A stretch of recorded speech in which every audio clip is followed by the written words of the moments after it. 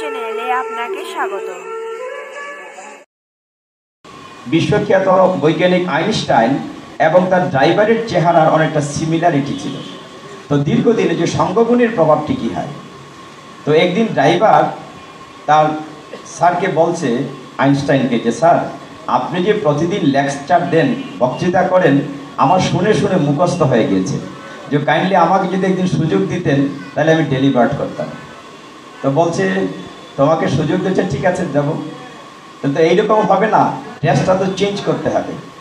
তো একদিন আলবার্ট হলে যাবেন বৈজ্ঞানিক আইনস্টাইন, তিনি কি করলেন, তার স্যুট টাই কুর্তি ড্রাইভারকে পরালেন, আর ড্রাইভারের সাদা শার্ট প্যান্ট ক্যাপ সহ বৈজ্ঞানিক পরলেন। তো যথারীতি আলবার্ট হলে গেলেন। তো সেখানে সিস্টেমটা হচ্ছে যে হলের পিছনে কিছু বেঞ্চ থাকে, যেখানে সমস্ত জ্ঞানী গুণীর জন্য প্রফেসরদের ড্রাইভাররা বসে। তো আইনস্টাইন সেখানে বসেছেন, আর হলে যেখানে ডায়াস, সেখানে উঠেছে ড্রাইভার। সকলেই মনে করেছে বৈজ্ঞানিক আইনস্টাইন এসছেন। তো তিনি উঠে লেকচার দিচ্ছেন। দীর্ঘদিন স্যারের সাথে থাকতে থাকতে মুখস্থ হয়ে গেছে, একেবারে ঝড়ো মুখস্থ, proper lecture. Ladies and gentleman বলে শুরু করেছেন, সকলেই মহাখুশি। লেকচার শেষ হয়েছে, সকলেই করতালি, বাহ, এত চমৎকার লেকচার ডেলিভার্ড হয়েছে। সমস্ত লেকচার যখন শেষ হয়ে গেল, তখন প্রশ্নোত্তরের পালা। এই হল করে তো আরও প্রফেসর ডক্টরেটরা আছেন। তো ড্রাইভার তো স্টেজে, কয়েকজন দাঁড়িয়ে জিজ্ঞাসা করছে যে আপনি যে এই যে ফর্মুলাটা বোঝালেন, লেকচারটা দিলেন, কাইন্ডলি আমার এই প্রশ্ন উত্তরটা দেন। কিন্তু তার তো মুখস্থ বিদ্যা এইটুকুন ছিল, তারপরে তো সে ফাঁকা হয়ে গেছে। তো সে কিন্তু এই যে দাঁড়িয়েছে এখানে, কিন্তু দীর্ঘদিন একজন জ্ঞানী লোকের সঙ্গ করার তার জ্ঞান চক্ষু খুলে গিয়েছে, এই কথাটাই। তখন ড্রাইভার কি করেছে, তাকে যখন প্রশ্ন করা হয়েছে, সে বলছে, তাৎক্ষণিক বুদ্ধি খেলিয়ে বলছে, ও এরকম সোজা প্রশ্ন, এই সোজা প্রশ্ন তো আমি দেব কেন, এর জন্য আমার ড্রাইভারই যথেষ্ট, ওই যে পিছনে বসে আছে ওকে জিজ্ঞাসা করুন। বলছে এত ইজি কোয়েশ্চেন, এটা আনসার আমাদের তো দরকার নাই, এটার জন্য আমার ড্রাইভারই যথেষ্ট, ওই যে পেছনে বসে আছে। কিন্তু practically there were original Einstein set, original Einstein সেখানে দাঁড়িয়ে উত্তর দিয়েছে। কেন হয়েছে? সঙ্গগুণে। এই জন্যই বলছে সঙ্গ করতে হবে। তো সঙ্গগুণের যে কি প্রভাব, এই জন্য গীতা ভাগবতের সঙ্গ করতে হবে এবং তার প্রভাব আমাদের উপরে পড়বে। গীতার সাথে আমাদের জীবনের কি মিল আছে, কেন আমরা গীতা পড়ব, আমরা এইখান থেকে শুরু করতে পারি। যদি প্রচুর সময় থাকে বেশি কথা বলা যায়, কিন্তু যেহেতু সময় নির্ধারিত করে দেওয়া হয়েছে, আমি চেষ্টা করব একটি মালা গ্রন্থিত করতে।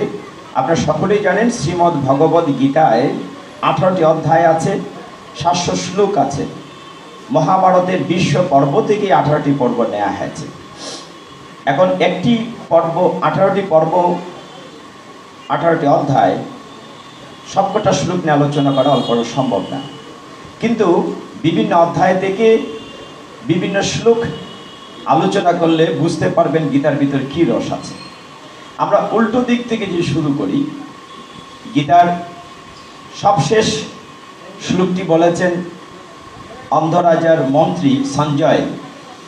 সঞ্জয়ের দুটো পরিচয় আছে, একটি হচ্ছে তিনি ধৃতরাষ্ট্রের মন্ত্রী বা সচিব, আরেকটি পরিচয় হচ্ছে কৃষ্ণদ্বৈপায়ন বেদব্যাসের তিনি শিষ্য। আমরা যেখানে বলি ব্যাসদেব, ব্যাসদেব বলি। আসলে একটু পিছনে যেতেই হয়, সময় লাগে।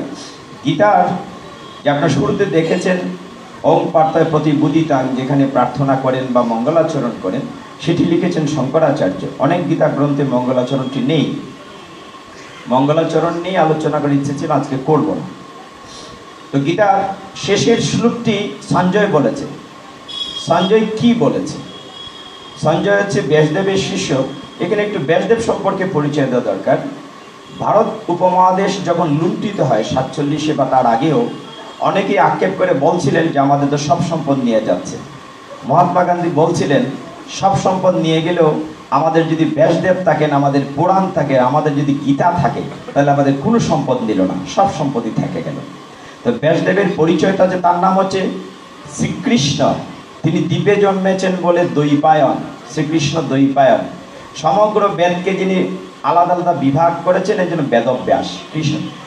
এখানে দেখুন যে সত্যই ধর্ম, ট্রুথ ইজ গড, এইখানে একটি প্রতিবাদ হয়েছে। হরিপুরুষ জগৎবন্ধু সুন্দরের সারা জীবনের সমস্ত রিসার্চের যে মূল কথা, এখানে সত্যবাদিতার কথা আছে। যারা ডাইরেক্ট শিষ্য তারা বুঝতে পারবেন। বন্ধু সুন্দর বলেছেন যে সত্য বলতে হবে, সত্যের জন্য তুমি ভয় পেও না, তুমি সত্য কথা বলো, সত্য আচরণ করো, এর জন্য যদি মৃত্যু হয়, সমস্ত বিপদকে তুমি প্রতিরোধ, তখনও কখনো মিথ্যে বলবে না। পরিষ্কার ওনার জীবনীতে বলা আছে, আগামীকাল সেটা বলবো। তো কৃষ্ণদেবের বেদব্যাস একজন সত্যবাদী মায়ের পুত্র। যে দেখুন আমাদের মহাভারতে আরেকটি চরিত্র আছে কর্ণ। কর্ণ চরিত্রটি আমরা বলে থাকি ট্র্যাজিক হিরো।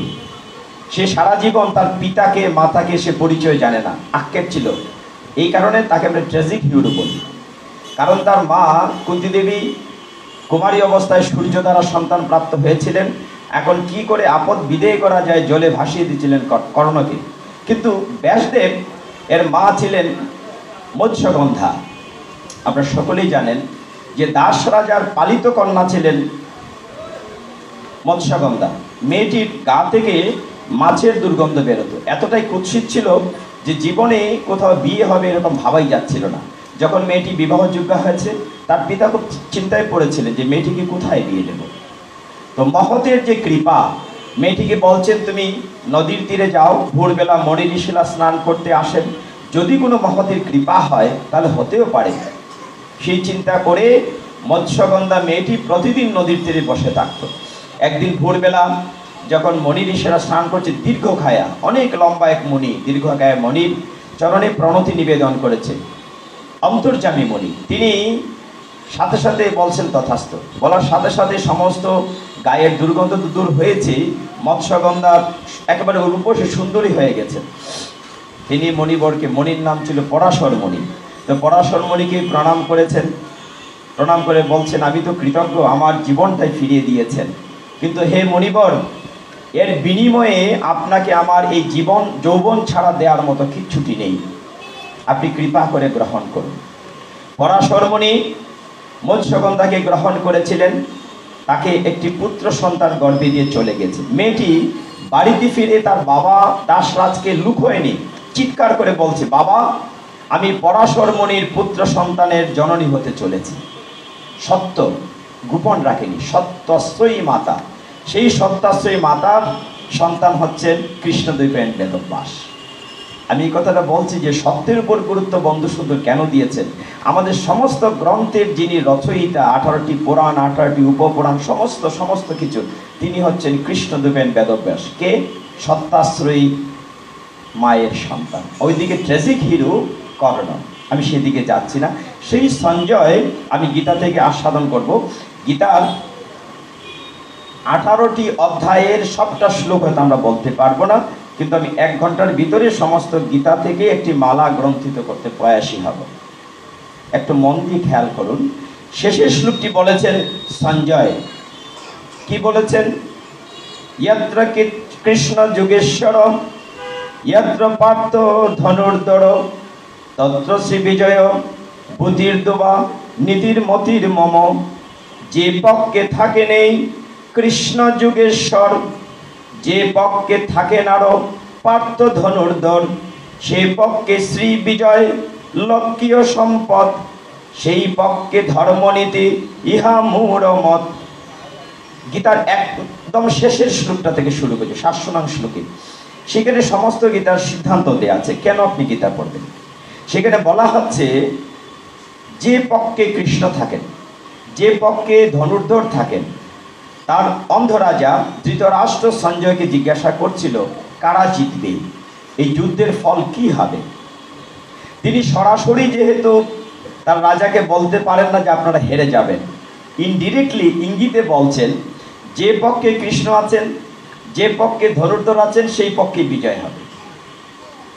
তাহলে আমরা যারা এখন সংসারে আমাদের কি চাই, যদি আপনাকে প্রশ্ন করা হয় আমরা কি বিজয় চাই কিনা, আমরা সম্পদ চাই কিনা, আমরা সুনাম চাই কিনা, আমরা ধর্মনীতি চাই কিনা, আপনারা কি বলবেন? নিশ্চয়ই সম্পদ চাই, সুনাম চাই, ধর্মনীতি চাই। গীতা বলছে এই শ্লোকের সিদ্ধান্তে যদি আপনি সম্পদ চান, শান্তি চান, সুখ চান, ধর্মনীতি চান, বিজয় চান, তাহলে আপনার পক্ষে কৃষ্ণকে রাখতে হবে। যে পক্ষে থাকেন কৃষ্ণ যুগেশ্বর, যুগেশ্বর কৃষ্ণকে যদি আপনি আপনার পক্ষে রাখতে পারেন। এখন প্রশ্ন হচ্ছে, পক্ষে নিতে গেলে দুটো বিষয় আছে।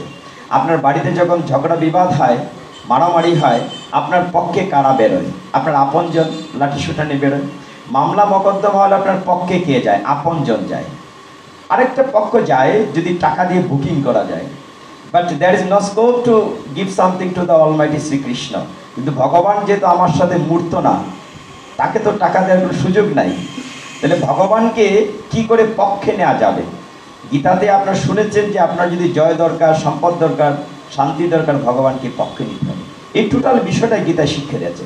সমগ্র গীতায়, ভাগবতে, চৈতন্য চরিতামৃতে একটি মাত্র শব্দ অত্যন্ত গুরুত্ব, শব্দটি হচ্ছে প্রপদ্যন্তে, অর্থাৎ সারেন্ডার টু দ্য অলমাইটি। প্রপদ্যন্তে মানে আত্মসমর্পণ। আমি করি, আমরা করি, আমার ক্ষমতা আছে সেটা না। তিনি করান তাই আমি করি, তিনি বলান তাই আমি বলি। ব্রহ্মাজি তো বলেছেন যে ভুজন গমন বাণী, ব্রহ্মাজি বলেন জানি কি বা না জানি। অর্থাৎ আমি বাসাতে রান্না হয়েছে, খুব ভালো সুস্বাদু মাতা যে রান্না করেছেন, ভগবানকে ভোগ নিবেদন করেছেন, আমি মনে করেছি খুব খাবো, কিন্তু সেটা আমার নাও হতে পারে। খাবার নিয়ে আসবেন এমন সময় কোনো টিকটিকি বা কিছু পড়তে পারে, ফেলে দিতে হবে। আমি মুখে দেব, সেইটা আমার না হতে পারে। কিভাবে? যে আমি যখন খাবো তখন তো বিন লাগতে পারে। আমি খেয়েছি সেইটা আমার না হতে পারে, বমি হয়ে বেরিয়ে আসতে পারে। কাজেই এত সোজা না যে ওইটি আমার আমি কনফার্ম করতে পারি। আমরা এত অহংকার করি, আমার এত বাড়ি গাড়ি, এত সম্পত্তি, আমার এত সুনাম। আসলে আমার অহংকার করার মতো কিচ্ছুটি নাই। ছোট্ট উদাহরণটি এরকম, আমি যখন পৃথিবীতে প্রথম এসেছিলাম, আমি আমার নিজের কাপড়টি নিজে পরতে পারিনি। পেরেছি কি? যেদিন শেষ বিদায়ে চলে যাব, সেদিন কি আমার কাপড়টা নিজে পরতে পারবো? পারবো না। সবচেয়ে অদ্ভুত যে সত্যটি, আমার নিজের ইচ্ছায় কিচ্ছু হয় না, করেন অন্যজন। আমাকে জন্ম দিয়েছেন অন্যজন, নিজের ইচ্ছায় তো জন্ম নিতে পারিনি। আমাকে লেখাপড়া করিয়েছেন অন্যজন, চাকরি দিয়েছেন অন্যজন, আমার ভরণ পোষণ ভগবান মাধ্যমে অন্যজন করছে। আমি যেদিন শেষ বিদায় নেব, সেদিনও আমি হেঁটে শ্মশানে যেতে পারবো না, আমাকে কাঁধে করে নিয়ে যাবে অন্যজন। হরি বল। একটু চিন্তা করুন, আমার কি ক্ষমতা আছে? সঞ্জয়কে দিয়ে যখন ধৃতরাষ্ট্র শুনছিলেন গীতার কথা, কুরুক্ষেত্রের মধ্য ময়দান থেকে ভগবান অর্জুনের রথের ড্রাইভার, অর্জুন মনে করেছে যে উনি তো আমার সারথি না, ড্রাইভার। বলছে ডাইনিভাবে গাড়ি নেওয়া যেদিক খুশি ওরকম। একটি জায়গায় স্থাপন করা হয়েছে, ভগবান পরিকল্পিতভাবে এমন একটি জায়গায় স্থাপন করেছেন যেখানে অর্জুনের দুর্বল জায়গা। সে দেখেছে তার পিতামহ বিশ্বদেব, অস্ত্রগুরু দ্রোণাচার্য, সকল আত্মীয় স্বজন। তার সমস্ত শরীর কাঁপছে, হাত পা অবশ হয়েছে, পিঠ থেকে ধনুর্ধর পড়ে গেছেন, বসে পড়েছেন রথের পরে। সেখান থেকে গীতা শুরু। বলা হচ্ছে অর্জুন বিষাদ যুগ। অদ্ভুত বিষয়টি হচ্ছে এই যে আমাদের প্রার্থনা বা মঙ্গলাচরণে একটি জায়গায় আপনারা পড়েছেন, সর্ব উপনিষদ গাবদুগ্ধা গোপালানন্দন, বলেছেন না? সর্ব উপনিষদ মানে সমস্ত উপনিষদ থেকে নির্যাস করে যদি গাভী রূপে গীতা কল্পনা করেন, তার অমৃত, গীতার যে দুগ্ধ বলা হচ্ছে অমৃত, এই গীতা গাভীর দুহন করতে হচ্ছেন কি? ভগবান শ্রীকৃষ্ণ নন্দন। আর বাছুর হচ্ছে অর্জুন। বাছুরে যদি বানে গুতা না দেয় তাহলে দুধ পড়ে না। মানে অর্জুন বারবার প্রশ্ন করছে আর কৃষ্ণ তার উত্তর দিচ্ছে। এই জন্য বলা হচ্ছে সর্ব উপনিষদ গাবদুগ্ধা গোপাল নন্দন পার্থ বৎস সুধীর ভুক্তা গীতা অমৃত মহৎ। মহৎ না বলে পিবেদ বললে একটু ভালো হয়, যে পান করবে। সকলেই গীতার অমৃত পান করতে পারবে না। দেখেন বাসা থেকে বেরিয়েছেন, পাশের মাতাজি বলছে যে আমার তো বাসাতে অতিথি এসে যেতে পারবো না। হয়তো আপনি বেরিয়েছেন, না আমার একটি কাজ পড়ে গেছে, যাবো না, সকলে আসতে পারবে না। এর জন্য বলা হচ্ছে যে সুধীর ভোক্তা, একমাত্র সুধীজনরাই গীতার অমৃত পান করতে পারে। এখন বলা হচ্ছে সর্ব উপনিষদ গাবদুগ্ধা। আমি উপনিষদ থেকে একটু আস্বাদন করি, বুঝতে পারবেন যে উপনিষদ না পড়লে, না জানলে গীতা আস্বাদন করতে পারবেন। এটা পিছনে একটু যেতে হবে। কেন সমস্ত উপনিষদ থেকে গীতা এলো? আমাদের অনেকগুলো উপনিষদ আছে, কেন উপনিষদ, তৈত্তরী উপনিষদ, কঠ উপনিষদ। কঠ উপনিষদের কাহিনীটা আমি আরেকদিন বলেছি। কঠ উপনিষদ যেহেতু চমৎকার, সেখানে একটি গল্প আছে, যারা স্কুলে পড়ে ছেলে মেয়েরা তাদের জানা আছে। নচিকেতার গল্প তোমরা পড়েছো, তোমাদের জানা আছে হয়তো। একবার এক রাজা, তিনি একটি যজ্ঞ করেছেন, যজ্ঞটির নাম বিশ্বজিৎ যজ্ঞ। যজ্ঞের নিয়ম হচ্ছে যে যজ্ঞের পরে তার প্রিয় জিনিস দান করতে হবে, না হলে পূর্ণ ফল হবে না। তো সমস্ত দিন যজ্ঞ হয়েছে, আহুতি হয়েছে, বিকেলবেলা তিনি তার রাজ্যে যে একদম দুর্বল গরু টরু ছিল এগুলো দান করছেন। তার একটি মাত্র ছেলে, কিশোর বয়সী নচিকেতা, সে বাবার কাছে গিয়ে প্রণাম করে বারবার বলছে, বাবা তুমি তো সব কিছু দান করছো, তুমি আমাকে কার কাছে দান করবে? বাবা বলছেন, তাই হয় নাকি? তুই তো আমার একমাত্র আদরের ছেলে। বলছেন, আমি জানি বিশ্বজিৎ যজ্ঞের নিয়ম হচ্ছে প্রিয় জিনিস দান না করলে পূর্ণ হয় না। আমি তোমার প্রিয় একমাত্র ছেলে, আমাকে দান না করলে আমার পুত্র হিসাবে কি কর্তব্য? পিতাকে পূর্ণ ফল খাইয়ে দেওয়া। যেমন রামচন্দ্র পিতৃসত্য পালনের যে বনে গিয়েছেন, যেমন প্রহ্লাদ মহারাজ হরিণ্যকশিপুর কাছে বাবার পাপ মাফ করার জন্য চেয়েছেন। আমার কর্তব্য হচ্ছে, বারবার বিরক্ত করছে যে আমাকে কার কাছে দান করবে।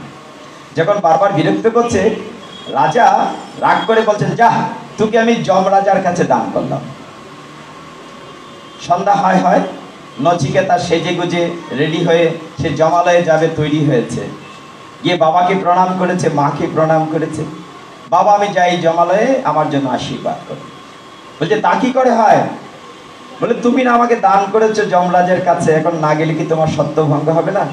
বলে, তো কথার কথা বলেছি, রাগ করে বলেছি। বলে, না আমাকে যেতেই হবে। মা বাবা খুব কাঁদলেন, আটকাতে পারলেন না। আমি যে বলছি, গীতার আগে বলা হচ্ছে সর্ব উপনিষদ গাবত। উপনিষদ থেকে কি করে গীতা এলো আমাদের এগুলো জানা দরকার, আগে উপনিষদ পড়তে হবে। তো সেখানে নচিকেতা যখন রওনা হলো, যেতে যেতে জমালয়ে পৌঁছালো। দুর্ভাগ্যবশত যমরাজ জমালয়ে ছিলেন না, 3 দিন বাইরে ছিলেন আওয়াজ জোরে। ছেলেটি সিংহ দরজায় 3 দিন বসে থাকলো।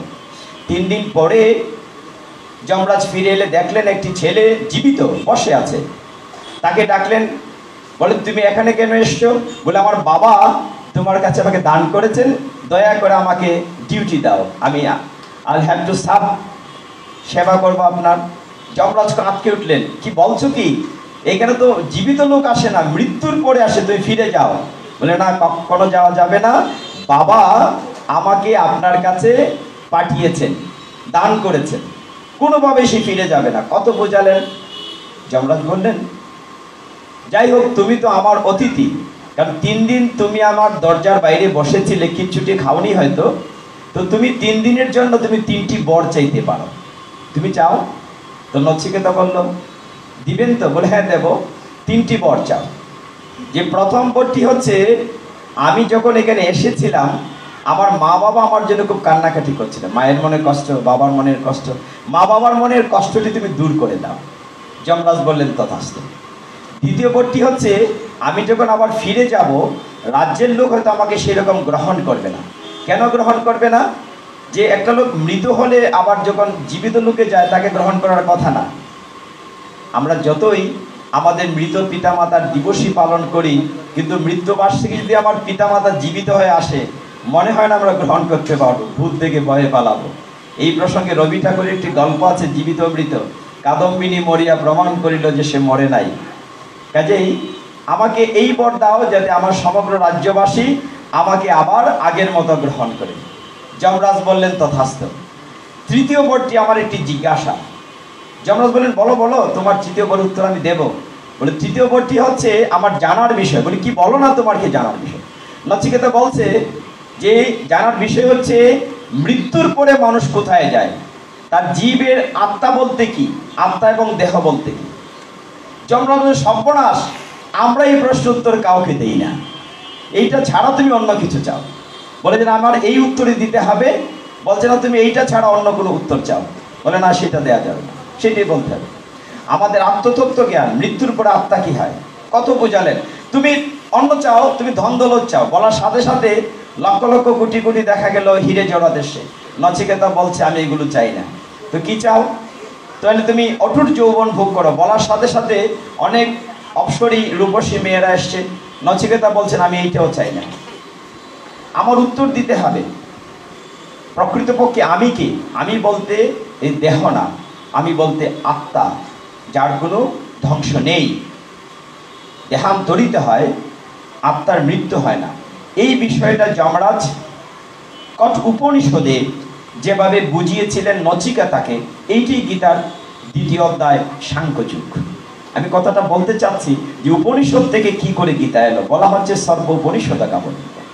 এইভাবে পেছন থেকে আসছে। অর্জুন যুদ্ধ করবে না, আর ভগবান তাকে স্বকর্তব্যে ফিরিয়ে নেওয়ার জন্য চেষ্টা করছেন। দেখুন কি কঠিন সময়। অর্জুন বলছে আমি যুদ্ধ করবো না, প্রয়োজনে ভিক্ষাবৃত্তি করে জীবিকা নির্বাহ করব। ভগবান বলছেন উঠো, জাগো, তোমার ক্লিবত্ব ত্যাগ করো, তুমি না ক্ষত্রিয়, তোমার স্বকর্তব্য কি? ভগবান বলছেন তোমাকে তো মারতে হবে না, আমি মেরে রেখেছি, তুমি উপলক্ষ মাত্র। অর্জুন বিশ্বাস করছে না, বলছে আমি তোমার কথা কেন শুনবো, তুমি তো আমার মতো মানুষ, তোমার হাত পা আছে। দেখেন গীতাকে এরকম সহজ করে বুঝতে দেখবেন, এটা বিশাল একটা সহজ বিষয়। তো বলছেন যে তুমি কংসের কারাগারে দেবকী বসুদেবের গর্ভে ভাদ্র মাসে কৃষ্ণপক্ষের অষ্টমী তিথি রোহিণী নক্ষত্রে ঝড়ঝঞ্ঝা রাত্রিতে জন্ম নিয়েছো, আমিও তো ক্ষত্রিয়, জন্ম নিয়েছি পাণ্ডব বংশে, তুমি আমি এক, তোমার জন্ম আমার জন্ম এক। ভগবান বলছেন না। ঠিক ওই জায়গাটাতেই ভগবান 4র্থ অধ্যায়ে জ্ঞান যুগের 9 নং শ্লোকে কি বলেছেন? বলেছেন জন্ম কর্ম চমে দিব্যম এবমিও ব্যক্তি তত্ত্বতঃ ত্যক্তা দেহম পুনর্জন্ম নৈতি মামেতি সু অর্জুন। একটি শ্লোক মন দিয়ে ক্যারি করে নিয়ে যান, এটাই কাজে লাগবে, একটা যদি মনে রাখতে পারেন। ভগবান কি বলছেন? জন্ম কর্ম চবে দিব্যম, আমার জন্মকর্ম দিব্য অলৌকিক। অর্জুন তোমার মনে নেই, আমি যে কংসের কারাগারে যেদিন আবির্ভূত হয়েছিলাম তখন আমার 4 হাত ছিল, শঙ্খচক্র গদা পদ্মধারী হয়ে এসেছিলাম, আবার রূপ পরিবর্তন করেছিলাম। জন্ম কর্মচমে দিব্যম, আমার জন্ম দিব্য। এবং যে ব্যক্তি তথ্যটি জানে, ইউ ব্যক্তি তত্ত্বতঃ ত্যক্তা দেহম, এই দেহ ত্যাগ করার পরে পুনর্জন্ম ন ইতি মামেতি সুঅর্জুন, তাকে আর এই জ্বালাময় জগতে পুনরায় আসতে হয় না, সে আমার কাছে ফিরে আসে। হরি বল। গীতায় তো সুন্দর আপনার দিক নির্দেশনা আছে। আমি চাইবো ভবিষ্যতে যদি একটি বড় আসর করে ইয়াং পিপুলকে নিয়ে, গীতার প্রতি মানুষের আকর্ষণ বাড়বে, তাকে জানতে পারবে গীতা মানে শুধু কঠিন কঠিন শ্লোক না, not only it's a philosophy, এটা আমার total complete code of life, একটি পূর্ণাঙ্গ জীবন ব্যবস্থা। মহাত্মা গান্ধী বলতেন Gita is a lamp in a heart, গরিবের ঘরের প্রদীপের আলো। সেই ক্ষুদিরামের মতো স্বদেশীরা ছোট ছোট গীতা বুকে ঝুলিয়ে রেখে হাসতে হাসতে ফাঁসির মঞ্চে যেতেন। কি অমীয় শক্তি গীতা দিত। পৃথিবীর বড় বড় বৈজ্ঞানিক দার্শনিকরা যখন সমস্যার সমাধান পান না, তারা গীতায় আশ্রিত হন। অথচ দুর্ভাগ্যজনক সত্য, আমরা আমাদের 18টি পুরাণ, উপপুরাণ, বেদ, পুরাণ কিচ্ছু জানি না। আমরা মুখস্থ পরীক্ষায় দিয়েছি চণ্ডী মার্কেন্ড পুরাণের অন্তর্গত। কয়জন আমরা মার্কেন্ড পুরাণ পড়েছি? পড়া বাদ দিলাম, দেখেছি কয়জন লাল না কালো, সাইজটা কিরকম। এই জায়গাটাতে বড্ড দুর্ভাগ্য। আমাদের মূল ধর্মগ্রন্থের নাম মুখস্থ লিখেছি বেদ। বেদ আমরা কয়জনে পড়েছি, কয়জনে দেখেইছি, অথচ আমরা অহংকার করে বলি আমরা সনাতন ধর্মাবলম্বী। আমি যাচ্ছি না, সমালোচনায় যাচ্ছি না। এই জন্য আমি বলছিলাম দুলাল প্রভু ইয়াং পিপুলকে ডাকেন, দে হ্যাভ টু নো যে আমাদের গীতায় কি আছে, দে শুড নো আমাদের গীতায় কি আছে। আমি আবার গীতায় ফিরে যাচ্ছি, কারণ ঘড়ির কাঁটা আমার রান করছে। তো সেইখানে অর্জুন যখন বুঝতে চাইল না, ঠিক এরকম ভাবতে হবে অর্জুন আমাদের পক্ষ হয়ে প্রশ্ন করছে আর ভগবান উত্তর দিচ্ছেন। অর্জুন অর্জুনের জন্য না, সমগ্র জগৎবাসীর জন্য প্রশ্ন করছে। অর্জুন একটি উপলক্ষ, আমি যুদ্ধ করব না। ভগবান বলছেন তুমি না ক্ষত্রিয়, ওঠো। তো ভগবানকে অর্জুন বলছেন দেখো, আমরা তো মায়াবদ্ধ জীব, এই যে স্ত্রী পুত্র পরিজন নিয়ে থাকে, মায়া তো ছাড়তে পারি না। তুমি না বলেছো গীতায় 7ম অধ্যায়, আমি ফাঁকে ফাঁকে যাচ্ছি, সব অধ্যায় টাচ করবো না, একটু বাদল বাবুকে বলছে আমি ফাঁকে ফাঁকে যাচ্ছি, সব অধ্যায় হয়তো টাচ করে টাইমে কাভার দেওয়া যাবে না। কিন্তু আমি প্রশ্নটা শুরু করেছিলাম, এটা মাথায় রাখবেন যে ভগবানকে পক্ষে নেওয়ার জন্য আমরা বসেছি, how to attach with the lord Shrikrishna. আমরা সেইখানে ফিনিশিংয়ে যাব। বিভিন্ন 18টি অধ্যায় যদি মনে করেন বিভিন্ন বাগান থেকে কিছু ফুল তুলে একটি মালা গেঁথে চেষ্টা করছি। আমরা 7ম অধ্যায়ে যাই, যেন অর্জুন কৃষ্ণকে মনে করিয়ে দিচ্ছে, এ তুমি না বলেছ 7ম অধ্যায়ে 14 নং শ্লোকে বলেছ, কি বলেছ? অর্জুন যেন কৃষ্ণকে মনে করিয়ে দিচ্ছে। কি বলছেন ভগবান? দৈবী হেসা গুণময়ী মম মায়া দূরত্বয়া। কৃষ্ণের মুখের বাণী, ভগবান বলছেন আমার মায়া অতিক্রম করা কঠিন, মানে দৈবী অলৌকিক। মায়া মানে মিথ্যা, এটা মনে রাখতে হবে, মায়া মানে মিথ্যা। ছোটবেলা আমরা যখন রামপুর মাঠে ফুটবল খেলতাম, দূরে দেখতাম আকাশ ওই মাঠে লেগে আছে, কিন্তু আমরা দৌড়ে গেলে আকাশকে ধরতে পারতাম না। চাঁদনি রাত্রে উঠান দিয়ে দৌড়াতাম, চাঁদ আমাদের সাথে যেত। আসলে কি আমার সাথে যেত? যা দেখি তাও সত্য না, মায়া, মায়া মানে মিথ্যে। তো অর্জুন কৃষ্ণকে, খুব সংক্ষেপ করছি, অর্জুন কৃষ্ণকে বলছে যে তুমি তো বলেছো তোমার মায়া অতিক্রম করা কঠিন, তাহলে আমি কি করে মায়া অতিক্রম করে যুদ্ধ করব? আমার না সব আত্মীয় স্বজন।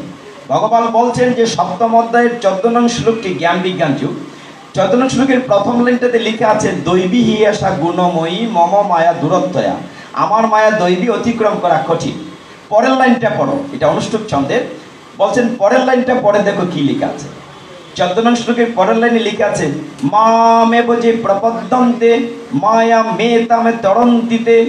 আমার কাছে যে আত্মসমর্পণ করে আমি তার মায়ার বাঁধন কেটে দেই। উত্তর আছে, ভগবান বলছেন যে আমি তো আমার কাছে আত্মসমর্পণ যে করে আমি তার মায়ের বাঁধন কেটে দিই। কিন্তু আমরা মায়ার মোহ ত্যাগ করতে পারি না, বড্ড কঠিন। একটু গল্প বলি 3 মিনিটে, আমি বহু জায়গায় গল্পটা বলি, খুব ভালো লাগে। এক দেশের এক রাজা প্রচণ্ড ভগবানের ভক্ত ছিলেন। এত ভক্ত তিনি প্রজাদেরকেও নিজের সন্তানের মতো স্নেহ করতেন, পালন করতেন। এতটাই ভক্ত ছিলেন, ভগবানের সাধন ভজন করতে করতে ভগবানকে সাক্ষাৎ দর্শন করেছেন, নিজের চোখে দেখেছেন। ভগবান উদ্ভাসিত হয়ে বলছেন, হে রাজন, আমি তোমার ভক্তিতে খুব খুশি হয়েছি, তুমি বর চাও। তো রাজা বলছেন তুমি বর দেবে? কয়টা? বলে একটা বর। দেবে তো? বলছে হ্যাঁ দেবো, বলো তুমি চাও, কি চাও? তো রাজা বলছেন আমি তো সমস্ত প্রজাকে আমার সন্তানের মতো ভালোবাসি, আমাকে তুমি দর্শন দিয়েছ, কৃপা করে তুমি সমস্ত রাজ্যের প্রজাকে দর্শন দেবে। ভগবান তো চিন্তায় পড়ে গেলেন, তা কি করে হয়? তুমি না ওই সেবা পূজা করে ভক্তি করে আমার দর্শন করার যোগ্যতা অর্জন করেছো। বলে না, তুমি কথা দিয়েছো যে আমাকে একটি বর দেবে, না করা যায় না। তো ভগবান তো আটকে পড়ে গেলেন। দেখেন আমরা কতটা মোহ ত্যাগ করতে পারি না কেন, ওই যে মায়া মোহর কথা বলছি। তখন রাজন বলছে না, দিতে হবে। ভগবান বলছে ঠিক আছে, কথা যখন দিয়েছি তোমাকে বর দেব, দেখা দেব, সমগ্র প্রজাদেরকে দেখা দেব। তুমি একটি বিশেষ দিন বললেন যে অমুক দিন সকলকে নিয়ে সমুদ্রের তীরে আসবে। সারা রাজ্যে ঢুল পিটানো হলো, সকলেই মহা খুশি যে ভগবান দেখবেন। স্বভাবতই সকলে সেজে গুজে, পরিষ্কার জামা কাপড় শাড়ি টাড়ি পরে সাজে গুজে করে মায়েরা বাবারা ভোরবেলা অন্ধকার থাকতে রওনা হয়েছেন। কোথায় যাবেন? সমুদ্রের তীরে। আর গীতা কঠিন না, গল্প করতে করতে দেখবেন গীতা বোঝা হয়ে যাবে। তো যাচ্ছেন, সমুদ্রের তীরে যাচ্ছেন। সেইখানে যখন যাবেন ভোরবেলা, হঠাৎ দেখলেন কি যেন চকচক করছে। তখনকার সময় তো কাগজের টাকা ছিল না, রূপার টাকা পড়ে আসে, কাঁচা নোট। কাঁচা নোট আগে যে রূপা বাজিয়ে নিত, টং করে শব্দ করত, কাঁচা টাকা। তো সেখানে রূপার টাকা যখন চকচক করছে, এরকম স্তূপাকৃতি পড়ে আছে, সেইটা দেখেই প্রজারা দৌড়াতে শুরু করছে। রাজা ডাকছেন তোমরা কোথায় যাচ্ছ? বলে কেন, ভগবান দেখতে যাবে না? বলে ভগবান পরেও দেখা যেতে পারে, কিন্তু ফেরার পথে তো রূপার টাকা পাওয়া যাবে না, অন্য নিয়ে যাবে। সকলেই ব্যস্ত পকেটে নেওয়ার জন্য, মাতাজিরাও আঁচলে বাঁধার জন্য ব্যস্ত। অর্ধেকের উপর প্রজা কমে গিয়েছে। আরো কিছুক্ষণ যাওয়ার পর দেখেন কিছু কিছু সূর্য উঠছে, হয়তো পূব আকাশে দিনমণি উদ্ভাসিত হচ্ছে, চকচক করছে, সোনার টাকার একটি পাহাড়ের মতো পড়ে আছে। বাকি যে প্রজারা ছিল সকলেই দিয়ে দৌড়, মানে কার আগে কে সোনার টাকা পকেটে ঢোকাবে। রাজা চিৎকার করে আটকাতে পারছে না, তোমরা না আমার সাথে ভগবান দেখতে যাবে? বলে তোমার ভগবান পরে দেখা যাবে, কিন্তু ফেরার পথে আসলে একটি টাকাও পাওয়া যাবে না। সকলেই ব্যস্ত সোনার টাকা পকেটে আঁচলে বাঁধার জন্য। রাজা চেয়ে দেখলেন চারপাশে প্রায় সকল চলে গিয়েছেন, শুধুমাত্র রানীমা তার সাথে আছে। রাজা মনে মনে কিছুটা হলে সন্তুষ্ট হলেন, যাক বাবা, অন্তত ঘরের ঘরণীতে আছে, অর্ধাঙ্গিনী আমার সাথে আছে। যেতে যেতে একদম সমুদ্রের কাছে, পয়েন্টটার নাম ছিল বঙ্কিমোহন। বঙ্কিমোহন স্থানে যখন পৌঁছবেন, তখন পূব আকাশে দিনমণি প্রায় উদ্ভাসিত, সকাল হয়ে যাচ্ছে। দেখলেন এখন সমুদ্রের কাছে ঝিলিক দিচ্ছে, এরকম স্পার্কিং, যে হিরে জহরত পড়ে আছে। এইটা দেখে রানীমাও দৌড় দিচ্ছে। রাজা আঁচল টেনে টেনে বলছে যে তুমি কোথায় যাচ্ছ? বলে কেন? তুমি না ভগবান দেখতে যাবে আমার সাথে? বলে তোমার ভগবান তুমিই দেখো, তোমার সাথে আমি নাই। সারা জীবনে কতবার বলেছি হীরা দিয়ে আমার একটা নেকলেস বানিয়ে দিতে, কখনো দেওনি। এখানে এতগুলো হীরা পড়ে আছে, এই সুযোগটা তো জীবনে দুবার আসবে না। রানীমাও দৌড়ে গেলেন। সব শেষে একমাত্র রাজা সমুদ্রের তীরে পৌঁছলেন।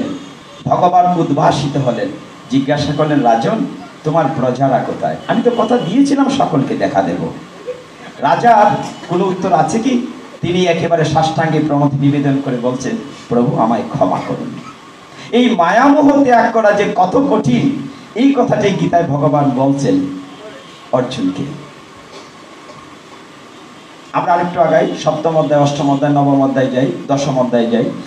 অর্জুনকে যে শিক্ষাটি দিয়েছে যে দেখো তুমি উঠো, যাবো, দুর্বলতা নয়, ক্লিবত্ব নয়। তুমি মারলে দেহটাকে মারতে পারবে, আত্মাকে মারতে পারবে। নৈনম চিন্দন্তি শস্ত্রাণি নৈনম দহতি পাবকহ।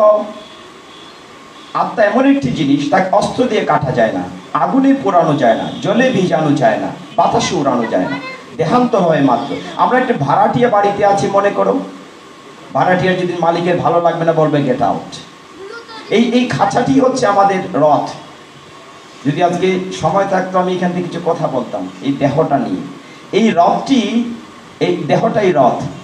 তার মধ্যে এই যে আমার জীবাত্মা, সেটা হচ্ছে আরোহী বা রথের যে মূল ব্যক্তি, পরমাত্মা যিনি সারথি, আর বুদ্ধি হচ্ছে লাগাম, আর আমার যে স্বররিপু সেটি হচ্ছে ঘোড়া, আমাকে দৌড়ে নিয়ে যাচ্ছে, কোন দিক থেকে নিয়ে কন্ট্রোল করতে পারছি না।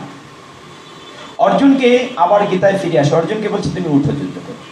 অর্জুন বলছে যে তোমার কথা যে শুনবো, তুমি যে বলছো এত কঠিন কঠিন কথা, আমরা কি করে জীবন যাপন করব, কি করে থাকবো, আমরা তো পারি না। ভগবান বলছেন দশম অধ্যায়ের নাম কি? বিভূতি যুগ। বিভূতি যুগের 10 নং শ্লোকে ভগবান বলছেন, আমার যে সমস্যা হয় কি, আমি ক্ষমা চাচ্ছি যে গীতার অনেকগুলো শ্লোক থেকে প্রচুর স্টপ, এখন ওরা ফাইট করে, ওরা বলে আমাকে বলো, অত নম্বর অধ্যায় শ্লোক বলে আমাকে বলো। আমি আবার ধারাবাহিকতা রক্ষা করার জন্য কিছু ড্রপ দিতে হচ্ছে। দশম অধ্যায় একটু জাম করে, নইলে যে যারা গানের জন্য এসছেন তারা আবার মনে মনে বকবেন আমাকে। তো দশম অধ্যায়ে 10 নং শ্লোকে ভগবান উত্তর দিয়েছেন যে আমরা কি করে থাকবো। বলছেন তেষাম সততযুক্তানাম ভজতাম প্রীতিপূর্বকম দদামি বুদ্ধিযোগম তম येन माम उपयान्ति ते। অর্জুন, যে নিত্য ভক্তিযোগ দ্বারা প্রীতিপূর্বক আমার ভজনা করে আমি তাকে এমন শুদ্ধ জ্ঞান দান করি যার দ্বারা সে আমার কাছে ফিরে আসে। কিভাবে থাকতে বলছেন? নিত্যযুক্ত থাকতে বলছেন। যেমন এই মালাটি অনেকগুলো ফুল পরে যাচ্ছে না কেন? ভিতরে একটি সুতা যুক্ত আছে। ঠিক আমরা ভগবানের অংশ, অমৃতস্য পুত্রা। আমরা যদি ভগবানের সাথে যুক্ত না থাকি তাহলে কি হবে? আমরা ড্রপ আউট হয়ে যাব। আমরা একসময় ভগবানের কাছে ছিলাম, ভগবত ধামে ছিলাম, আমাদের কর্মফলে আমরা ড্রপ ডাউন হয়েছি। তবে আমাদের সৌভাগ্য 84 লক্ষ যোনি পরিক্রমায় আমরা আবার দুর্লভ মানব জন্ম পেয়েছি। একমাত্র মানব জন্মের সুযোগ হচ্ছে আবার আমাদের সেই রাজ্যে ফিরে যাওয়া, অর্থাৎ ভগবত ধামে ফিরে যাওয়া। ভগবানের কাছে ফিরে যাওয়ার একটি মাত্র উপায়, সেটি হচ্ছে মানব জন্ম। এবং এই জন্মেই আমরা ভগবানের সেবা করার সুযোগ পাই। এই সুযোগটি নেওয়ার জন্য ভগবান বলছেন অর্জুনকে যে আমার সাথে যুক্ত থাকো। সকলেই বলছে এত ব্যস্ত, গৃহকর্ম, চাকরি, ব্যবসা, তোমার সাথে যুক্ত থাকার সময় কই? সময়ের পরিসংখ্যান আমি দিতে চাই না, কিন্তু তারপরে দিতে হয়। আপনারা বলেন যে সময় নাই, অনেকেই বলেন সময় নাই। ছোট্ট স্ট্যাটিস্টিক্সটা দেই। এখানে যদি কেউ ডাক্তার থাকেন আমার উপর রাগ করতে পারেন। ডাক্তারবাবু বলছেন যে 8 ঘন্টা না ঘুমালে নাকি স্বাস্থ্য ভালো থাকে না। আমি অথম প্রতিদিন 2.5 থেকে 3 ঘন্টার বেশি ঘুমানোর সুযোগই পাই না, সময় নেই, সময় পাই না। তো যাই হোক, 8 ঘন্টা না ঘুমালে স্বাস্থ্য ভালো থাকে না। 8 ঘন্টা তো কিছুই না, কিন্তু বড় করে যদি হিসেবটা করেন, 8 ঘন্টা মানে 1/3 অফ এ ডে, 3 8 24, 3 ভাগের 1 ভাগ। একটি লোক যদি 60 বৎসর বাঁচে, 3 ভাগের 1 ভাগ কত? 20 বৎসর ঘুমে কাটিয়ে দিচ্ছে। একটি লোক যদি 90 বৎসর বাঁচে, তার 1/3 30 বৎসর যে ঘুমের পিছনে কাটিয়ে দিচ্ছে। ভাবুন তো এখন যে কতটা সময় আমরা ঘুমের পিছনে নষ্ট করছি। কেন পৃথিবীতে আসলাম মানব জন্ম নিয়ে? আর ছোটবেলা মায়ের গুলোতে এরকম কত ঘন্টা ঘুমিয়েছে তার হিসাবই নেই। অর্জুন তুমি তোমার কর্তব্য যে যুক্ত থাকা, তো বলছে যুক্ত যে থাকবো, বলছো ঠিকই, কি করে থাকবো? আমরা তো সারাদিন ব্যস্ত থাকি, যে তুমি হাতে কাম মুখে নাম। আমরা ঘর থেকে যেতে পারি কৃষ্ণ নাম স্মরণ করে, বাসায় যেতে পারি, দোকানে যেতে পারি, মুখে নাম নিতে পারি, বিভিন্নভাবে যুক্ত থাকা যায়, স্মরণে যুক্ত থাকা যায়। মনে করেন আপনি যদি বিভিন্ন জায়গায় মন্দিরে তীর্থ ভ্রমণ করে থাকেন, আপনি সবসময় চিন্তা করেন, আপনি বৃন্দাবনের জায়গাটি চিন্তা করেন, আপনার প্রভু সুন্দরের যে ফরিদপুরের ধামের কথা চিন্তা করেন, তাহলে আপনার স্মরণে আপনি যুক্ত থাকতে পারছেন। আপনি বাসায় যদি ফুলের বাগান করেন, যে ভগবানকে ফুলটি নিবেদন করব, ভগবানের জন্য ফুল তৈরি করছি, তাহলে যুক্ত থাকতে পারেন, বিভিন্নভাবে যুক্ত থাকা যায়। এই জন্য সহজ করে ভগবান বলছেন অর্জুনকে, দেখো আমাকে কুর্মা পোলাও দিতে হবে না, কি করতে হবে? পত্রং পুষ্পং ফলং তং ইউমে ভক্তা প্রযচ্ছতি। শুধুমাত্র পত্র পুষ্প ফল জল যদি ভক্তি সহকারে দাও, আমি তাতেই খুশি। তো ভগবানের এরকম ভাবে যখন সুযোগ দিয়েছেন, একবার ব্রজে ভোরবেলা শ্রীকৃষ্ণ বাঁশরি বাজাচ্ছেন, গোষ্ঠী গাচ্ছেন। এমন সময় সকলেই ভগবানকে দেখছেন, কি সুমধুর, কি সুন্দর দৃশ্য, ভগবান যাচ্ছেন গোষ্ঠী ভোরবেলা। সমস্ত পাক পাকেলে ভগবানের বাঁশরি সুর কর্ণপট উৎকর্ণ করে শুনছে, গরু বাছুর কান খাড়া করে শুনছে। এমন সময় যমুনা দেবী ভাবছেন যে আমি তো ভগবানের চরণে পত্রপুষ্প দেওয়ার প্রয়াসী হতে পারি। যখন ভগবান বাঁশরি বাজান, তখন যমুনা উজান বয়, মানে স্রোতের প্রতিকূলে বইতে থাকে। তো যমুনা চিন্তা করছে যে দেখো, তুমি গীতায় শিক্ষা দিয়েছো যে পত্রপুষ্প ফুল জল হলেই তুমি খুশি হও। তো যমুনা দেবী ভোরবেলা গোষ্ঠে, এটি শ্রীমদ্ ভাগবতমের দ্বাদশ স্কন্ধের 12তম অধ্যায়ে আছে, গোপী গীত অংশে আছে। তো সেইখানে ভগবানকে নিবেদন করার জন্য যমুনা দেবী রওনা হয়েছেন। গীতা থেকে শিক্ষা নিয়েছেন, তুমি বলেছ যে পত্র পুষ্প ফুল জল দিলে আমি খুশি। তো আমার বুক ভরা জল আছে, আমি তো যমুনা, আমার জলে পদ্ম ফুল আছে, ফুল আছে, পুষ্প, পদ্ম ফুলের পাতা আছে, পত্র আছে, পদ্ম ফুলের নিচে বা ভেট হয়, ফল হয়, যে পত্র পুষ্প ফল জল আমার সবই আছে। যমুনা দেবী রওনা হয়েছেন ভগবানের চরণ কমলে নিবেদন করবে। যেতে যেতে হঠাৎ যমুনা দেবীর মনে হলো, তুমি শ্লোকটিতে কি বলেছো? বলেছো পত্রং পুষ্পং ফলং তয়ং ইউমে ভক্তা, মানে যে অন্তস্থ যোগে আমরা ইউ উচ্চারণ করি, ইউমে ভক্তা প্রযচ্ছতি, ভক্তি সহকারে যে দেয়। যমুনা দেবী দাঁড়িয়ে গেলেন, আমার কাছে সবই আছে, পত্র পুষ্প ফল জল সকলে আছে, কিন্তু আমার কাছে তো ভক্তি নাই, আমি কি করে তোমার চরণ কমলে আমি পুষ্প নিবেদন করব? তখন যমুনা দেবী ফিরে আসলেন, এসে দেখলেন ভোরবেলা অনেক ভক্তরা, মনি ঋষিরা যমুনাতে স্নান করছে। তাদের কাছে গিয়ে যমুনা দেবী জোর হাতে প্রণতি নিবেদন করে বলছেন, হে ভক্তগণ, আমি তো অনাদিরাদি গোবিন্দের চরণ কমলে পত্র পুষ্প নিবেদন করব গীতার বাক্য অনুসারে। আমার কাছে পত্র পুষ্প ফুল জল সকলেই আছে, কিন্তু আমার কাছে তো ভক্তি নেই। হে ভক্তগণ, আপনারা কৃপা করে আমাকে কিছু ভক্তি ভিক্ষা দান করুন। যমুনা দেবী ভিক্ষা চাইছেন ভক্তদের কাছে, যে আমাকে কিছুটা ভক্তি ভিক্ষা দান করুন। এই জন্য গীতায় ভক্তিযুগকে খুব গুরুত্ব দেওয়া হয়েছে, যে ভক্তি সহ যুক্ত থাকতে হবে। এইভাবে পরস্পর যেতে যেতে যখন ভগবান অর্জুনকে বুঝালেন যে তুমি উঠো, যুদ্ধ করো, অর্জুন তখনও 10ম অধ্যায় পর্যন্ত সে রাজি হয়নি। 11শ অধ্যায়ে যখন ভগবান বিশ্বরূপ দর্শন, 11শ অধ্যায় বিশ্বরূপ দর্শন যুগ, বিশ্বরূপ দর্শন যুগে ভগবানকে দেখার জন্য অর্জুনকে দিব্যচক্ষু দিলেন। কুরুক্ষেত্রের যুদ্ধক্ষেত্রে ভগবান আকাশ পাতাল দাঁড়িয়েছেন, বিশাল দেহ, হাজার হাজার বাহু, লক্ষ লক্ষ সূর্য। দেখলেন ভগবান হা করে দাঁড়িয়ে আছেন, দুর্যোধন দুঃশাসন বিশ্বদেব ভগবানের মুখে উড়ি উড়ি প্রবেশ করছে। দেখে অর্জুন বলছে, তোমার এরূপ সম্বরণ করে আমি সহ্য করতে পারছি না, তুমি কে? এখানে কিছু চমৎকার কথা আছে। অর্জুন জিজ্ঞাসা করেছে যে তুমি কে? ভগবান বলছেন, আমি কাল, দি টাইম। দেখো আমি ভগবান দাঁড়িয়েছি এখানে, তুমি ভয় পাচ্ছ, কিন্তু আমি ভক্তকে প্রচন্ড ভালোবাসি। আমি কাল রূপে সকলকে কাছে একবার যাই। আমি চাই ভক্তরা গীতা ভাগবত পাঠে আসুক, ভগবানের মন্দিরে যাক, কিন্তু যদি না যায়, না আসে, তবুও আমি প্রত্যেক ভক্তের কাছে যাব। কখন? মৃত্যুর সময় কাল রূপে। তখন বলতে পারবেন আমার সময় নাই, যে আমার জি বাংলার সিরিয়াল দেখার সময় চলে যাচ্ছে, কিংবা মোবাইল ফোনে টেচ করার জন্য সময় চলে যাচ্ছে। তখন নো স্কোপ, আপনারা মহাভারত দেখেছেন, মহাভারত শেষের দিকে একটা দৃশ্য মনে করিয়ে দিই। যখন যুদ্ধ শেষ হয়েছে, অর্জুন রথে করে কৃষ্ণকে বলছিল, হে সারথি, আমি তো অনেক পাপ করেছি, আত্মীয় স্বজন হত্যা করেছি, পাপ মুক্ত হওয়ার জন্য আমার গঙ্গাতে স্নান করা উচিত, তুমি আমাকে গঙ্গার তীরে নিয়ে যাও। যখন গঙ্গার তীরে রথটি ভগবান নিয়ে গেলেন, ভগবান লীলা পুরুষোত্তম অনাদিরাদি গোবিন্দ তিনি রথ থেকে দূরে চলে গেলেন। অর্জুন রথে বসে আছে। এমন সময় দেখলো, বল হরি বল বড় হরি বলতে বলতে একটি ডেড বডি, একটি মৃতদেহ, দুইজন লোক কাঁধে করে নিয়ে গঙ্গার তীরে এসছে দাহ করবে। কিন্তু দাহ করতে এসে দেখলো যে আগুন আনে নাই। আবার একা একজন থাকবে, মৃতদেহের কাছে ভয় পাবে, দুইজনেই চলে গেল আগুন আনতে। অর্জুন রথে বসে বসে দেখছেন, মহাভারতের শেষ দৃশ্যের আগের অংশটা দেখেছেন। দেখছি অর্জুন দেখলো একটি কৃষ্ণকায় শৃগাল এসে ওই ডেড বডিটার মুখ শুকছে, নাক দিয়ে শুকছে, মাথা ঘুরিয়ে ফেলছে, হাত শুকছে, মাথা ঘুরিয়ে ফেলছে, মাথা শুকছে, মাথা ঘুরিয়ে, সে কোন দিক থেকে খাবে মৃতদেহটি, কিন্তু শুকে শুকে সরে যাচ্ছে। এমন সময় একটি স্থূলকায়া শৃগাল আসছে, স্বাস্থ্যবান, এসে বলছে, হে রে, তুই এই এত সুন্দর একটি ডেড বডি তুই খেলি না, তুই চলে যাচ্ছিস কেন? তো হালকা শৃগালটি বলছে, দেখ, সকল খাদ্যে আমার রুচি নাই। বলে, কেন, অসুবিধাটা কি? তুই খাস না বলেই তো স্বাস্থ্যের খারাপ, আমার দেখ হৃষ্টপুষ্ট দেহ, তুই খেলি না কেন? তখন শৃগালটি উত্তর দিচ্ছে, অর্জুন আবার সব্যসাচী, পশু পাখিদের কথা বুঝতে পারতেন।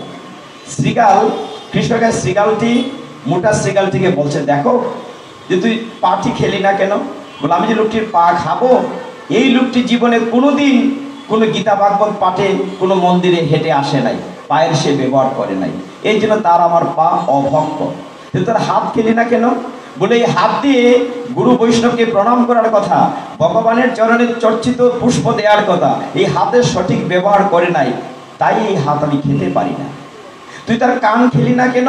যে কান দিয়ে কখনো ভগবানের গীতা ভাগবত কীর্তন শ্রবণ করে নাই, এই জন্য তার কান অপবিত্র, আমি খাবো না। তুই তার জিহ্বা খেলি না কেন? বলি, জিহ্বা দিয়ে কোনোদিন হরি পুরুষোত্তম হরে কৃষ্ণ নাম কোনোদিন উচ্চারিত না হয়, হরি বল, এই কারণে তার জিহ্বা আমি খাবো না। এইভাবে যখন বোঝালো, আমি সংকেত করছি কথাটি, দৃশ্যটি আপনাদের মনে আছে মহাভারতে। তখন তো বলে, ঠিক আছে, বাদ দে, ওই যে রথের উপরে বসে আছে একটি জীবিত লোক একা, চলো তাকে আমরা খাই। মানে অর্জুন বসে আছে, তাকে খাই। দুই শৃগাল যাচ্ছে। তখন পাতলা শৃগালটি বলছে যে, তার মতো মূর্খ আছে নাকি, তাকে তো খাওয়া যাবে না। বলে, এত সুন্দর সুপুরুষ রাজপুত্র, তাকে মূর্খ বলছো কেন?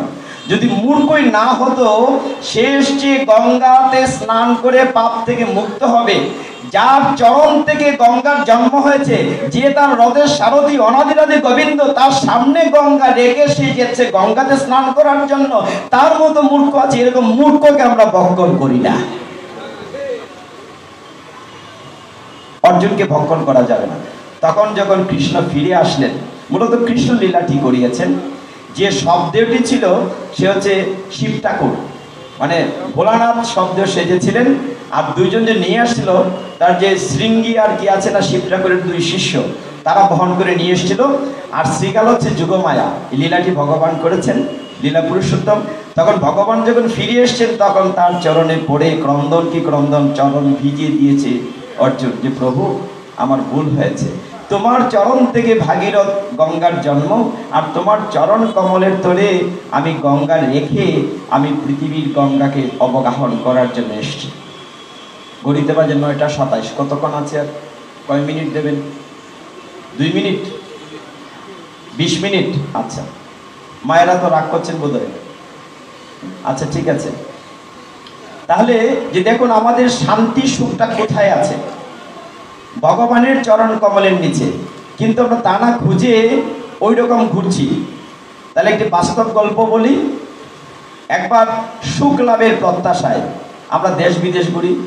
এই দাদাবাবু তো বহু দেশ ঘুরেন। একবার খুব পয়সাওয়ালা 3 বন্ধু, 4 বন্ধু, অনেক টাকা পয়সা রোজগার করেছে।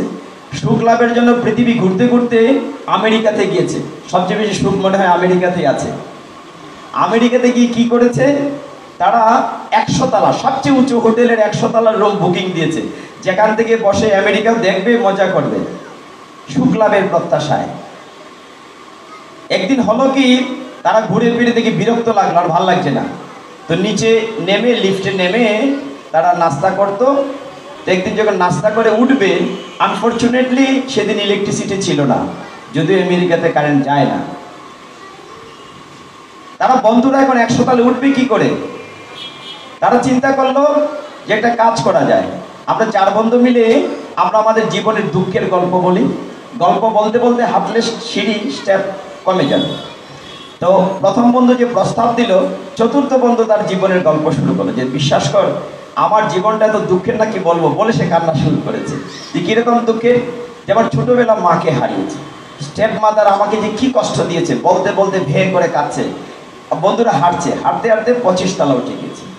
তো দ্বিতীয় বন্ধু বলছে তোর জীবনের দুঃখ কি বল? বলে তোর দুঃখ আর দুঃখ কি, আমার দুঃখ আরো কঠিন। আমি একটি মেয়েকে ভালোবাসতাম, কিন্তু আমার তখন এত অর্থবিত্ত ছিল না। মেয়েটি আমার জন্য, আমি তার জন্য কি না করেছি, কিন্তু এক সময় আমাকে রেখে অন্য একটি বড় লোকের ছেলের সাথে বলে সে কান্না শুরু করেছে। এইভাবে যেতে যেতে 50 তলা চলে গিয়েছে। থার্ড বন্ধু তার জীবনের কথা বলেছে, তার ব্যবসাতে কিভাবে ধোঁকা খেয়েছে, কান্না করছে।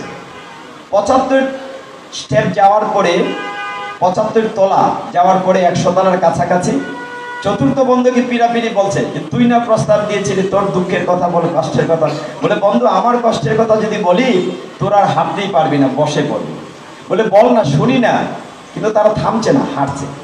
ওরা খুব পিড়াপিড়ি করছে, তোর দুঃখের কথাটা বল। বলে আমার কষ্টের কথাটা যদি বলি তোদের কষ্ট আর কষ্ট কি, আমরা তো এখানে এসেছি সুখের সন্ধানে, কিন্তু আমার কষ্টের কথা বললে তোর আর হাঁটতেই পারবি না। এই করে করে 90, 95, 96, 97 চলে গিয়েছে। সবাই খুব বলছে যে তোর দুঃখের কথাটা বল। একদম প্রায় লাস্ট ইয়ারে চলে যাচ্ছে। তখন বলছে বন্ধু বলবো আমার দুঃখের কথা। বলে বল না তোর দুঃখের কথা। বলে দেখো, সকালে যে আমরা নিচতলায় রেস্টুরেন্টে বসে নাস্তা করেছিলাম, ওইখানে আমার রুমের ভুলবশত চাবিটা নিচে ফেলে আসছি। এইটা শুনে সব বন্ধু ফ্লোরে ধপাস করে বসে পড়েছে। আবার 100 তলা নামতে হবে, চাবি আনতে হবে, আবার 100 তলা উঠতে হবে, তারপর দরজা খুলতে হবে। এটা হচ্ছে তার দুঃখের কথা, যে ভুলবশত নিচতলায় চাবি ফেলে আসছে, এর জন্য 100 তলা উঠেছে। এটা দুঃখের কথা, এটা গল্প না, এটা হচ্ছে একটা লেসন। আমাদের সুখের চাবিটা গোবিন্দের চরণের নিচে আছে। আমরা 100 তলায় আরোহণ করি সুখের জন্য, সুখের চাবিটা ওইখানে না। সুখের চাবিটা হচ্ছে under the lotus feet of the almighty Srikrishna. Lotus feet, পদ্মচরণ কমলের নিচে আছে সুখের চাবিটি। আমরা আবার গীতায় ফিরে যাই, আর 15 মিনিট আছে। অর্জুনকে যখন দিব্যরূপ দেখালেন বিশ্বরূপ, অর্জুন বলছে তুমি এই রূপ সংবরণ করো, আমি সহ্য করতে পারছি না। এই রূপ দেখে অর্জুন বলেছিল এইবার কৃপা করে তুমি আমার গুরু হও, আমাকে তোমার শিষ্য বানাও। We come to the point, surrender to the Almighty.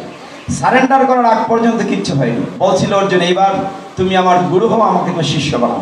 Arjun কি বলছিল? যে এবার তুমি যা করতে বলবে আমি তাই করব, করিষ্যে বচনাঙ্গে তব। এই কথাটি আমাদের অর্জুন, যেন আমরা প্রত্যেকে যেন অর্জুন, যে তুমি যা করতে বলো হে প্রভু সুন্দর, তুমি যা করতে বলো আমি তাই করি, করিষ্যে বচনাঙ্গে তব। তার উত্তর প্রথম দিকে অষ্টম অধ্যায়ে দেয়া আছে। ভগবান উত্তর দিয়েছেন প্রথম দিকে, কি বলেছেন? যুদ্ধ চ বাট মাম অনুস্মর, তুমি যুদ্ধ করো কিন্তু আমাকে স্মরণে রেখে। যুদ্ধ মানে কুরুক্ষেত্রের যুদ্ধ না। প্রতিনিয়ত আমরা জীবন যুদ্ধ করছি সংসারে। আমরা কি করে পরের দিন বাজার হবে, কি করে চাকরিতে আরো উন্নতি হবে, কি করে বসের বকা থেকে বাঁচবো, কি করে টাইমলি স্কুলে যাব, ছেলেমেয়েরা ভালো রেজাল্ট করার জন্য, ভালো ভর্তির জন্য ভর্তি যুদ্ধ করতে হয়। এই সবটাই যুদ্ধ। ভগবান গীতায় শিক্ষা দিয়েছেন যুদ্ধ চ বাট মাম অনুস্মর, তুমি যুদ্ধ করো কিন্তু আমাকে স্মরণে রেখে। এই যে গীতার শিক্ষা। আর গীতা একদম সহজ, কঠিন না। আচ্ছা, অনেকগুলো শ্লোক বললাম ভগবানের। অর্জুনের একটা শ্লোক বলি, নাইলে বেচারা আবার কষ্ট পাবে। অর্জুনের মুখে 40টি শ্লোক আছে, ভগবানের 574টি আছে, সঞ্জয়ের আছে 84টি, আর ধৃতরাষ্ট্রের আছে 1টি। সবকিছু মিলিয়ে 700 শ্লোক, ভগবানের 700 শ্লোক না। অর্জুন বলছে এই রূপ দেখে, তোমাদের কমন ছাত্রছাত্রীদের শ্লোকটি বলি। 34 নং শ্লোক বিশ্বরূপ দর্শন যুগের। তমাদি দেব পুরুষ পুরাণ, তমৈশ্য বিশ্বস্য পরম নিদানম, বেদোসি বেদমে চ পরম চ ধাম, তয়া ততম বিশ্ব অনন্ত রূপ, হেতু অনন্ত রূপ, পুরাণের আদি পুরাণ, মানে ভগবানের প্রশংসা করছে। ভগবান তুমি আগের মতো হও। তখন অর্জুন তার শিষ্য হলো, ভগবানের কাছে আত্মসমর্পণ করো, আগ পর্যন্ত ভগবানকে পক্ষে পাওয়া যায়। তখন যে প্রশ্নটি করেছে যে তাহলে আমরা কি করে তোমাকে পক্ষে নেব, কি করে তোমাকে পাবো? এই যে আমরা সকলেই বসছি, গীতা শুরু করেছিলাম ভগবানকে পক্ষে নেওয়ার জন্য। উত্তর ভগবান দিয়েছেন 18 অধ্যায়ে মুখ্য যুগের 65 নং শ্লোকে। উত্তর কি দিয়েছেন? মনমনা ভব মদ ভক্ত মদয়াজি মাম নমস্কুরু মামেব সত্যমেতে প্রতি জানে প্রিয়সী মে। মনমনা ভব, তুমি আমার কথা ভাবো। মদ ভক্ত, আমার ভক্ত হও। মদ যাজি, যাজি মানে যাজনা, পূজা করা, তুমি আমার পূজা করো। মাম নমস্কুরু, তুমি আমাকে নমস্কার করো। সত্যি আমি প্রতিজ্ঞা করে কথা দিচ্ছি, তুমি আমাকে পাবে। ভগবানের ঠেকা পড়েছে আমাদের জন্য প্রতিজ্ঞা করতে, কিন্তু গীতায় খুলে দেখেন 65 শ্লোক 18 অধ্যায়ে ভগবান বলছেন যে তুমি যদি আমার কথা ভাবো, আমার ভক্ত হও, আমার পূজা করো, আমাকে নমস্কার করো, আমি সত্যি প্রতিজ্ঞা করে কথা দিচ্ছি তুমি আমাকে পাবে। তাহলে পক্ষে নিতে গেলে কি করতে হবে? ভগবানের কথা ভাবতে হবে। উত্তর থেকে দেয়া আছে না, শর্ত আছে। শ্লোকের শেষের শব্দটি বলিনি, শেষে বলা হচ্ছে প্রিয় সীমে। মনমনা ভব মদ ভক্ত মদ যাজি মাম নমস্কুরু মামেব সত্যন্তে প্রিয় হসিমে। অর্জুন, যেহেতু তুমি আমার প্রিয়, কন্ডিশন দেয়ার ইজ, ভগবানকে চাইলেই পাওয়া যাবে না পক্ষে। বলছেন আমার ভক্ত আমাকে নমস্কার করো, পরে কি বলছেন? যেহেতু তুমি আমার প্রিয়। সংসারে সকলেই সমান প্রিয় হয় না। একটা করে 4-5 ছেলে মেয়ে থাকলে সব মেয়েরা, সব ছেলেরা মা বাবার কাছে কি সমান প্রিয়? নিশ্চয়ই না। যে ছেলে মেয়ে মা বাবার মন জুগিয়ে চলে, এক ঘরে যদি 3-4 বউ থাকে, সকলে কি সমানভাবে শ্বশুর শাশুড়ির কাছে প্রিয় হয়? নিশ্চয়ই হয় না। যে শ্বশুর শাশুড়ির মন জুগিয়ে চলে তাকে ভালোবাসে, সেবা দেয়। তাহলে ভগবান এই শ্লোকে বলছেন